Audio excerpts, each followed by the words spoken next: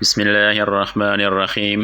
بخاری شریف کی حدیث ہے جو مطلب بن عبداللہ بن عمر بن العاص رضی اللہ تعالی عنہ سے روایت کرتے ہیں۔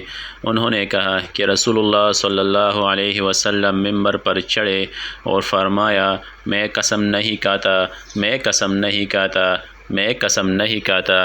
پھر نیچے اتر آئے اور فرمایا، خوش ہو جاؤ، جس نے 5 نمازیں پڑھی اور کبائر سے اجتناب کیا، وہ جنت کے جس دروازے سے چاہے گا داخل ہو جائے گا۔ مطلب نے کہا، میں نے ایک آدمی کو عبداللہ بن عمر رضی اللہ تعالی عنہ سے سوال کرتے ہوئے سنا کہ کیا آپ نے رسول اللہ صلی اللہ علیہ وآلہ وسلم سے ان کبائر کا ذکر سنا ہے؟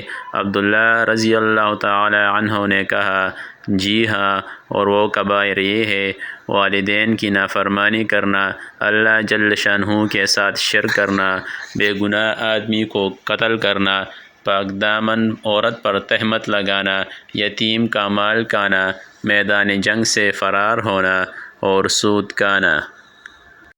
مزید اس طرح کی ویڈیوز دیکھنے کے لیے ہمارا چینل سبسکرائب کیجیے۔ شکریہ۔